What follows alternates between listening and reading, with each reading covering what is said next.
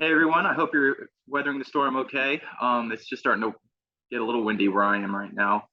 I just wanted to go over the joint packet with everybody since we're not going to get a chance to in lab. And I just want to make sure everything's clear, like all the terms are clear, understanding the different types of joints, or definitely with the synovial joints, because that's all stuff that could be asked of you on the practical. And it is an important part of the skeletal system. So we do need to go over it in some capacity, but at least I can make a video and you can go through it at your own pace, stop and pause it as you want, or watch it over and over again.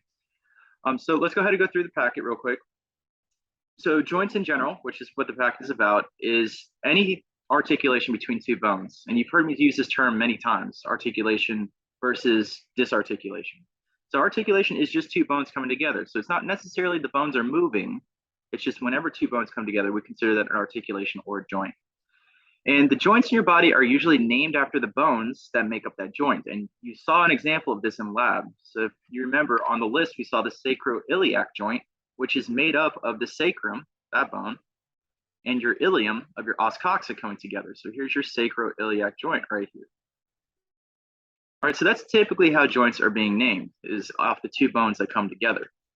All right, so your packet begins with the classification of joints, and there's really two major types of classifications. We have structural, which it depends on what it's made up of, versus functional, which is depending on what it does. So for structural, we have fibrous, cartilaginous, and synovial. While functional, we have synarthroses, amphiarthroses, and diarthroses. So we're going to go through these individually. So looking at the structural classification first, so fibrous joints, these are going to be made out of dense or fibrous connective tissue, and they're going to bind the bones together very tightly.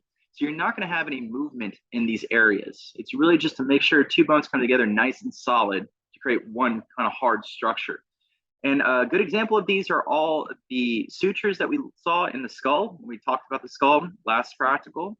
So here is your parietal suture right here. This is going to have fibrous connective tissue or dense regular connective tissue inside of it to help hold those two parietal bones together. All right, again, really tight bond. There's no space in between them, and just really just trying to hold them together nice and tight. Another type of structural classification is cartilaginous, where you're going to have some sort of cartilage between the two joints, but again, no space in between. These are not really designed to move, but they can move. So a good example of this is your pubic symphysis. So these joints are usually made up of either hyaline cartilage or fibrocartilage in these areas. So your pubic symphysis can kind of move just a little bit, like slight adjustments as you're moving your pelvic girdle around, but it is not designed to make full movements. You're not going to have bending or twisting or sliding happening here, just kind of slight bends, almost from this cartilage just kind of, pinching a little bit. And then finally, we have synovial joints, which these are really important joints in the body. This is what is going to make up all the movable joints in your body. And it's defined by having a big open space between each of the bones of the joint that is going to be filled with a synovial fluid, which is just a lubrication that's going to help reduce the friction between the two bones. All right, and this is really important for all your bones that move because you're going to have bone on bone rubbing together like you see here. And you don't want that to happen. You're going to wear your bones down. So we have this kind of open space with fluid in between to help reduce that friction by lubricating this joint. These joints are also usually protected by some sort of capsule, which I'm going to show you here in the next slide. All right, so here is an example of a synovial joint. Here, I'm going to move. All right, so again, between movable joints, and we want this really to reduce friction, but also help hold the whole joint together. In some cases, it does help absorb shock as well, just having this fluid in between it.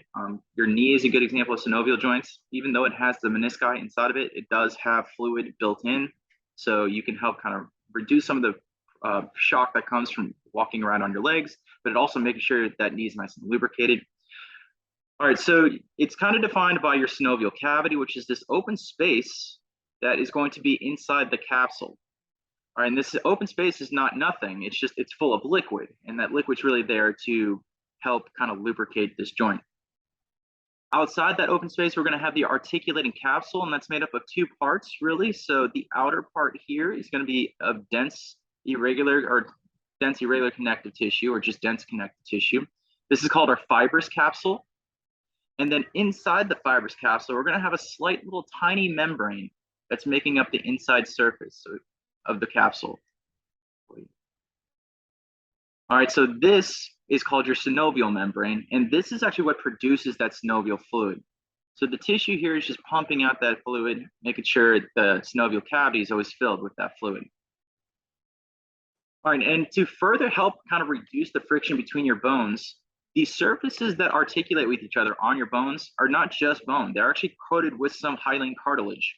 So we call this the articular cartilage because it's going to help with articulation of these two bones. So here's some hyaline, here's some hyaline.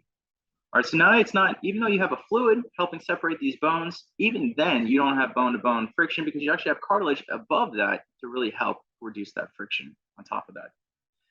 All right, so that's all the parts of the synovial joint that you should be familiar with. So just make sure you understand where the articulating cartilage is, what it's made up of. So it is hyaline cartilage, which we saw when you looked at tissue. Make sure you understand the synovial cavity, and that's full of fluid, synovial fluid, and understand the two layers of the articular capsule, which is really your fibrous capsule, which is the outer, tougher part, and then the inner membrane, which is going to make that synovial fluid. All right, so as far as functional classifications go, I'm going to go ahead and move me again. That looks good. So we have synarthroses, amphiarthroses, and diarthrosis joints. So that's the plural. E's synarthrosis would be singular. And if we're just talking about the joint specifically, we would say synarthrotic, amphiarthrotic, and diarthrotic. So with synarthrotic, again, a functional classification, not a structural one. Synarthrotic is any tight union that doesn't allow movement. So a lot of your fibrous joints that we saw from the structural classification are going to be synarthrotic joints. All right, so here, again, is examples of synarthrotic joints. Your sutures in the bones of your skull. They're there to make sure your skull bones don't move around and kind of act as one unit, all right, to protect your head. Comparing that to amphiarthroses, this is where you have limited movement. Again, that pubic symphysis is a great example of that. Your pubic symphysis can move a little bit, but it's not really designed to move a lot. All right, it's just kind of flexible. And another good example is the discs in your back. All right, so your two vertebrae don't really move from the disc, even though they can bend a little bit there. They're not moving away from the disc. They're still attached to the disc, but they can just bend a little bit. Now, don't get this confused with the joint that is made between your inferior articulating facet and your superior articulating facet of the next vertebrae. Those are diarthrotic joints. They're synovial joints that are able to move. All right, so that's not the joint we're talking about as an example. The amphiarthrotic we're talking about is the discs in your back that separates the centrum of each vertebrae. And then finally, diarthroses is when you are designed to move. You have full movement in some sort of way, whether it is in planar motion or at some sort of angle, you're going to be moving with your diarthrotic joints. And these are usually accompanied with being a synovial joint where you have that capsule, you have that synovial fluid, and you have that articulating cartilage between the joints to help protect it. Okay, so this is also part of it. It's pretty self-explanatory if you've read through this. It's just make sure you understand the different movements of the body. I can't really demonstrate all of these sitting down the way I am, so I'll just demonstrate a couple of them. All right, so gliding movement is pretty straightforward. Think of two facets that come together. The anterior or the superior and the inferior articulating facets of your vertebrae. These are good examples of gliding. It's two flat surfaces come together and it allows this kind of gliding in a single plane motion. All right. Well, we have other joints that can create some sort of angle. And so we have different terminologies for those angles. So flexion, I'm sure you've heard of before. When somebody tells you to flex, what are you doing? Right? You're kind of like showing off your bicep. Well, flexion simply is reducing the angle of the joint. I'm making the angle smaller, so that's flexion. While extension is doing the opposite. You're extending your arm out to maximize that angle. So we're at a 180-degree angle with that joint now. All right, comparing that to hyperextension. So most joints shouldn't hyperextend that can do flexion extension. However, your neck is a great example of something that can undergo hyperextension naturally. So flexion would be if I brought my chin down. I am closing the angle right here between my head and the rest of my body. And then I could extend my head up. where it's completely in line with my body and now at 180 degrees. All right, that's fully extended. Now, if I go beyond that and start reducing the angle on the backside, now we have hyperextension. All right, so you're just kind of going further than your full extended joint. All right, abduction and adduction is anything that's moving from the midline of the body. So if you're thinking standing with your arms to the sides, if you're moving your arm upwards, moving away from the midline, that is abduction. All right, so think of like a little UFO coming down and abducting your hand. That's going to be abduction. You're moving away from the midline. Versus adduction, you're adding it back to the midline. So abduction away from the midline, adduction towards the midline. And then circumduction is, think about doing windmills with your arms. Circumduction is when you can like fully rotate in a big circle with your arm. So you usually only see those with ball and socket joints. All right, so the next one is rotation. So a good example of rotation is something that is on a pivot. So think about the dens and your atlas over the dens and what kind of joint that allows you to make. So if you remember the facet for dens on the atlas and the dens fits into it, you can kind of twist your atlas around the dens. That is pivoting around the dens. So this motion would be considered a rotation. All right, then we have supination and pronation. So supination is pretty much when you're standing in standard anatomical position. All right, palms out. So what you're doing is moving your hand this way. All right, so your palm is facing more towards the forward side. And think about what's going on in your antebrachial bones, all right, your ulna and radius when that happens. They become more parallel. All right, so that is supination. Versus pronation is when you do the opposite, when you put your hand downwards or actually towards the back if you're in standard anatomical position. When you do this, something really unique happens with these two bones. When you turn your hand this way, if you notice, your ulna doesn't move. You can hold on to your ulna while you're doing this. It stays stationary, but your radius will cross over your ulna, go around the radius of your ulna to have pronation with your hand facing backwards. So inversion and eversion is mostly referring to the foot. So how I remember this is eversion is what you would use to evade somebody. So if you think about putting your foot outwards this way to move one direction real quick to kind of juke the person, that would be eversion. You're helping to evade whatever person is coming at you. While inversion is when it goes towards the inside. So you're turning your heel inwards. All right, so pointing towards your other foot. And then we also have plantar flexion and dorsiflexion. So dorsiflexion is when you're going to move your toes dorsally, which means just bringing your foot upwards. Again, I can't really show you this because of the video, but if you think of my hand as the foot, if you're standing up and you kind of point your toes upwards, that would be dorsiflexion. Are you trying to bring your toes back to the dorsal side of your body? While plantar flexion is when you move it downwards. So think of doing a point in ballet. That would be plantar flexion, okay? All right, so here's the types of synovial joints. I managed to take a couple of videos of the bones in class before I had to leave campus yesterday. And since the campus is closed, I can't go back today to really do a good job. So I'm gonna just narrate over the videos that I brought or I filmed. But it's important for you all to have at least one example of each of these types of synovial joints. All right, so again, these are all diarthrotic joints. They're all moving. All right, so you should know the different types of movements that each one of these do. All right, so a plane joint is what's going to glide. So again, a good example of your plane joints would be the superior and the inferior articulating facets of your vertebrae. If you remember how they come together, they're two facets, two flat parts that come together, which can slide kind of in just a two-dimensional plane. All right, so sliding together in a two-dimensional plane. Versus a pivot. So this is where you're going to have some sort of rotation. A great example of this, which I did take a video of that I'll show you in a second, is your radius in the radial notch of your ulna. All right, so if you think about when you're pronating, what's going on with your radius, it's spinning right next to your ulna. So it's able to spin in your ulna because it fits into that little tiny radial notch that's on the ulna. All right, then there's condyloid and saddle. They're pretty similar. Condyloid, you're just gonna have more of a condyle that fits in an ellipsoid depression. So here is an example of that. This is just a nice drawing of it. So here is your condyle, nice round projection here that's fitting in kind of an ellipsoid depression here, almost like a bowl, an elongated bowl really, that's fitting over that condyle. And this is going to allow certain types of motion. So a good example of this is the joints that are made up from your phalange to your metacarpals.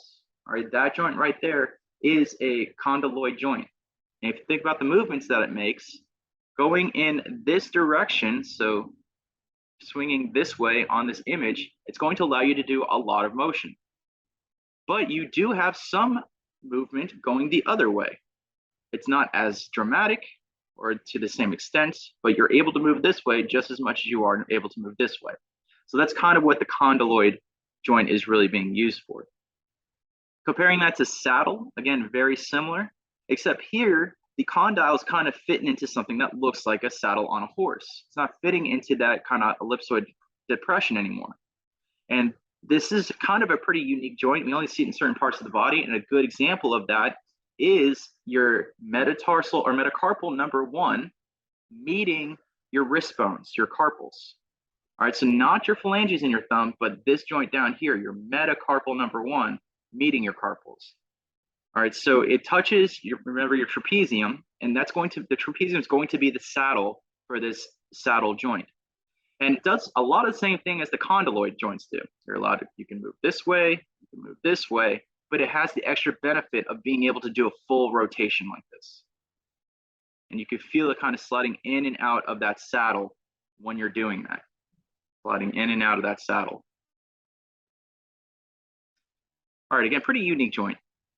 And then finally, we have a ball and socket joint. This is probably the most commonly known joint. It is simply when you're having some sort of ball and some sort of socket, and this allows the most movement of a joint. So a good example of this would be your shoulder, where the head of the humerus fits into your glenoid fossa, or in your hip, where the head of the femur fits into your acetabulum.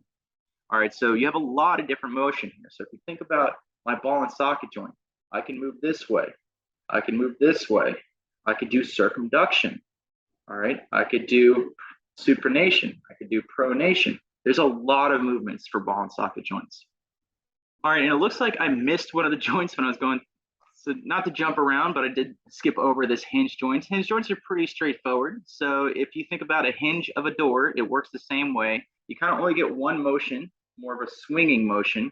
A good example of this would be how your semilunar or your trochlear notch fits around your trochlea of your humerus. So exactly how the ulna moves around the humerus is a hinge joint.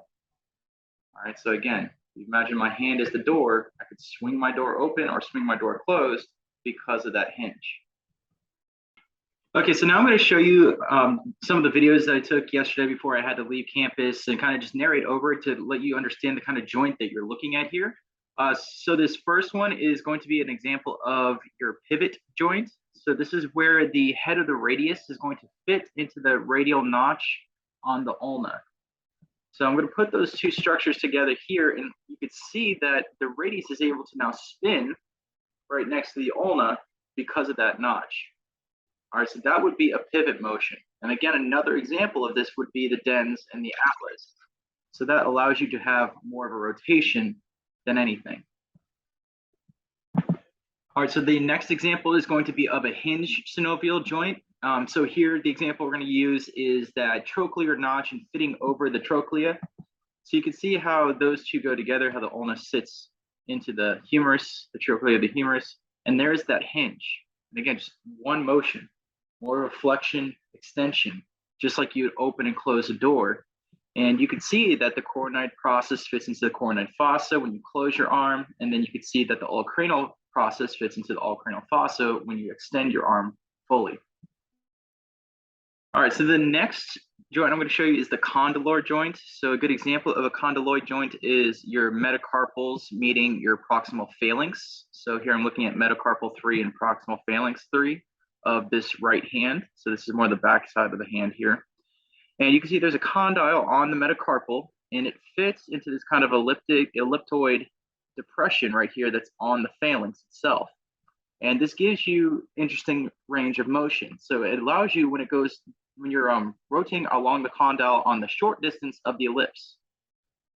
You have a lot of motion, but you can also kind of move the length of the ellipse too. Not as to the extent of the shorter distance of the ellipse, but you still have some motion when you go the length of the ellipse. All right, so just showing you that structure there. You can see it fits nicely into that little depression, and you have that motion or this motion here. All right, so this next example is an example of a saddle joint, which is very similar to a condyloid joint. So here's your saddle joint. So it's going to be a good example of this is your metacarpal one, the one that's under your thumb, meeting the carpal that is under your metacarpal one, which is your trapezium. Remember, your trapezium is under your thumb. So your trapezium has kind of a saddle shape to it. You see it there. Not only that, your metacarpal one also has kind of a saddle shape. And this gives you an interesting range of motion. So just like the condyloid, you can move forward and back pretty easily. You can also go side to side pretty easily. But this joint allows you to kind of circumduct a lot more than you would with just a condyloid joint. So your circumduction here is not as great as the circumduction here with this joint. And when you're doing it, you can feel the saddles kind of sliding in and out when you're making that circle motion between your metacarpal and your carpal right there. So I'm going to show you the video right here of this happening. So you can go back and forth pretty easy, and you can go side to side pretty easy, but not only that, but you can kind of have this rotation happening, circumduction happening, it's the correct term, that kind of slides in and out of the saddle. Okay, here's going to be an example of a planar joint, so something that glides along a flat surface. So again, we're not talking about the bodies of the vertebrae here. Remember, there is a vertebral disc that is between the bodies. That is more of an amphiarthrotic joint, not a diarthrotic joint. So here is going to be the diarthrotic joint or the synovial joint we're talking about. It's a joint that is made from the superior articulating facet of the bottom bone, meeting the inferior articulating facet of the more superior bone. And when this happens, you have a flat surface, a facet meeting another facet, and this is going to give you a sliding motion. Now, every one of your vertebrae do this with the next vertebrae in line. So what happens is all of these, just a quick sliding motion, because each of these facets at a slightly different angle, when you have then all of your vertebrae and all your facets slide, you actually get a kind of a arch going on in your back. So you're able to hump over because each one of these little slides or glides are happening between these planar joints. And so you can see that happening here. You can see how they can slide. The synovial joints here, the planar joints, are sliding together. All right, so here we're going to have a ball and socket example. So we're going to use the head of the femur that fits into the acetabulum. So the head of the femur would be the ball, the acetabulum would be the socket. And you can see the ball and socket gives you a lot of different ranges of motion. You can have flexion, you could have extension, you could have abduction, adduction, you could have circumduction, you can move it all around. So there is a lot of ranges of motion with the ball and socket. So we only see ball and socket in very specific locations. So your hip is obviously one of them, the head of the femur into the acetabulum, and then the head of your humerus into your glenoid fossa of your scapula is another example. But that's not it. There's also an even more unique example that's found on your radius, which I'll show you here in another video. Okay, so here I'm showing you the articulated arm, the left arm of the skeleton, and you could see here's your humerus, here's your capitulum, here's your trochlea, here is your ulna that is going around the trochlea, and here's your radius. So if you remember, the joint that is made between the radial head and your ulna, and that radial head fitting into the radial notch on your ulna, is a pivot joint. That's going to allow spinning to happen of your radius right next to your ulna. But between your radius and your capitulum on your humerus is a different joint. And if you notice, your capitulum is kind of a ball shape. And if you looked at the top of the head of the radius, you're going to notice a little dimple or indentation there, a little cuff that's going to fit over that capitulum really well. So this is actually an example of a ball and socket joint. So it can allow the radius to spin with the ulna, because now you're kind of spinning on the ball as well. But you also can open and close your arm as the radial head goes around the ball, which is your capitulum. All right, so in this video, or in this clip, I'm just showing you a different angle of those same joints. So here you could see the pivot joint that is made between the radial head and the ulna. And then here you can see the ball and socket joint that's made from the radial head and the capitulum. And that ball and socket joint allows you to do a lot of different motions. So you can pivot with your ulna, no problem, because you can spin around the ball with the ball and socket that is your capitulum and head of radius. All right, so just keep that in mind. Those are two different joints right there. The radius to ulna is a certain type of joint, and then the radius to the capitulum of the humerus is a different type of joint. All right, and the last thing I need to talk about is the ligaments and the menisci that are in your knee. So we do spend a little bit of time and talk about the knee just because it's such an important joint in your body. It deals with so much on a daily basis that you have a lot of different adaptations to allow your knees to kind of function the way it should and hold itself together. So I made a separate video for that I'm going to play now of me in the lab going through all the different ligaments and the menisci that makes up that synovial joint that is your knee. Okay, so here we're going to go over the parts of the knee joint, the ligaments and the menisci that are involved with this. So your knee joint is made from your femur meeting your tibia, and your fibula is slightly involved because it does hold one of the ligaments that hold your knees together. So this is the anterior view, and here is the posterior view. You can see your two condyles here. There's your intercondylar fossa of the femur, and here's the back side of the tibia. All right, so if you notice, there are two discs that are in your knee joint. All right, these are types of fibrocartilage that are going to help be shock absorbers in your knee. So if you stomp down real hard, some of the shock is absorbed by these right here. So these are called your menisci. And you do need to know lateral versus medial menisci. And it's really simple. You just remember which side the tibia is compared to the fibula. You can figure out which one's which. So here's your tibia, here's your fibula. If you remember, your tibia is more medial while your fibula is more lateral, which would make this right here your medial meniscus, while this one over here is your lateral meniscus. All right, and then we have a bunch of ligaments that are going to help hold this knee together. So on the front side, coming down here, is your patellar ligament, is going to help hold your patella, that sestenoid bone, to your femur. All right, see, it fits nice and tight. It's going to be held down here. This patellar ligament actually binds to the tibial tuberosity in the front here, helping hold your patella to this joint. Then going back to the back side, we're going to have 4 more ligaments that you should know. All right, so we have 2 off to the sides here, and then we have 2 that start in the back here, but they go different directions. One will go to the back of the tibia here and kind of forks, but both of these forks go to the back of the tibia. Well, the other one starts here on the back side of the femur, but if you look, goes through the joint all the way through, and then attaches on the other side of the tibia, more towards the anterior part of the tibia. Okay, so let's start with the ones on the sides first. So these are your collateral ligaments. All right, collateral, if you think about collateral damage, means side damage, right? Damage that you didn't intend to make. So these collateral ligaments are the ligaments on the side helping hold your knee together. And again, we have different ones. So this one is going to be your medial collateral ligament, while this one is your lateral collateral ligament. The other 2 that start on the back side of the femur, both of them, these are going to be called your cruciate ligaments. Crucia means to cross, and it's actually named because of this one right here, crosses through the joint itself. But let's start with the easy one first. So we have this one that doesn't cross, but since it's helping this one out, we still consider it a cruciate ligament. It starts at the posterior side of the femur and then attaches at the posterior side of your tibia. So this is called your posterior cruciate ligament, also known as your PCL. And then we have this one here that starts on the posterior side of the femur, but then goes through the joint and attaches more towards the anterior side of the tibia. So there's your attachment right there. This is called your ACL, or your anterior cruciate ligament, so ACL. Now for the practical, you do need to know the whole names, so don't abbreviate. Don't say PCL, ACL. Make sure you say posterior or anterior cruciate ligament for which one we're talking about.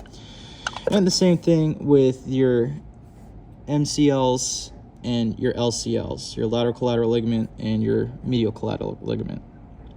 All right, so that is all the ligaments of the knee joint. Pretty special joint, really there to help hold that knee together because we use it so much and to absorb shock. So it's not just being transported from bone to bone. We have these menisci that are helping separate that out.